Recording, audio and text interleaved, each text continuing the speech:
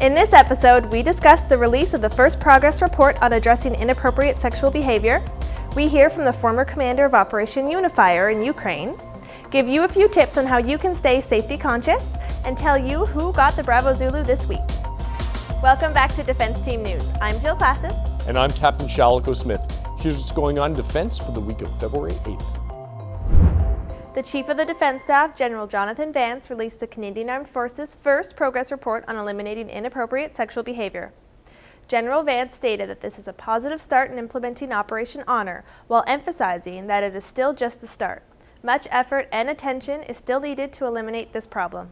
Ultimately, it's a long-term, kind of a forever-in-place operation to make certain we take care of our people properly.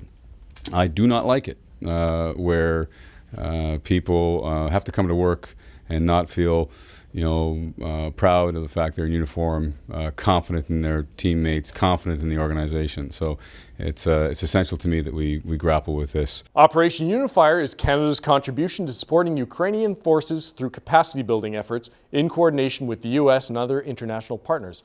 Approximately 200 Canadian Army personnel from 2nd Canadian Division Quebec recently deployed to relieve their counterparts from 2 Canadian Mechanized Brigade Group Petawawa.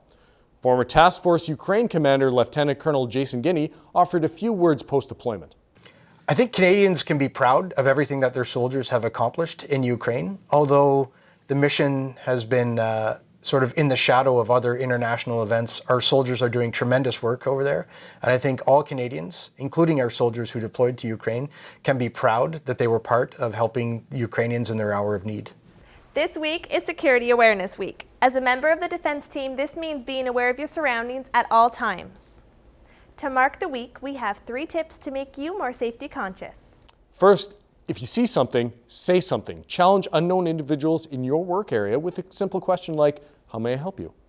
Always leave your workstation locked. It's simple. Just click Control-Alt-Delete and then enter. And don't make yourself a target. When you leave the building, put your security pass away. Now, Shalico, I know you've recently taken a bunch of steps on social media to be more cyber secure. Absolutely, Jill. I always protect myself online. I never use a picture clearly identifying me in the profile picture, especially in uniform. I always wait until I've returned from vacation to put photos and updates. And I keep my privacy settings at friends only. Those are great steps. Security Awareness Week continues until February 12th, and members can check the Defense Team intranet for more security tips and resources. This week's Bravo Zulu comes to us from Joint Task Force in Ukraine for Operation UNIFER.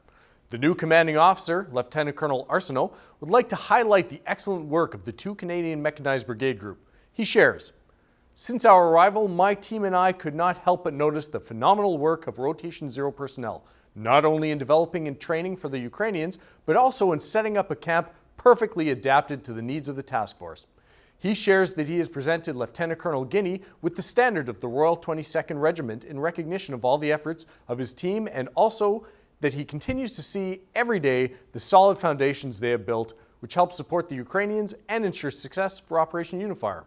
So Bravo Zulu to you, Rotation Zero personnel. Now here's our final roundup. This year's Bell Let's Talk Day was another great success, raising almost $6.3 million for Canadian mental health programs. Bravo Zulu to all who participated. HMCS Moncton and HMCS Summerside recently deployed on Operation Carib 2016. This marks the start of Canada's 10th year of contributions to the multinational campaign to disrupt illicit trafficking operations in the Pacific Ocean and the Caribbean. February is Black History Month, and this year marks the 20th anniversary. There will be various events at bases and wings across the country, so look out for one in your area.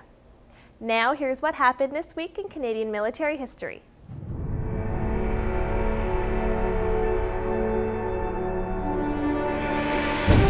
It was announced on February 7th, 1964, that the Royal Canadian Air Force's aerobatic team, the Golden Hawks, would be disbanded after having flown a total of 317 shows across North America.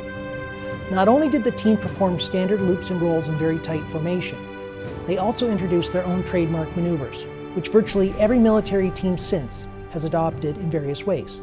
The Card 5 maneuver, where 5 aircraft fly in a card formation, 2 up front, 1 in the middle, 2 in the back.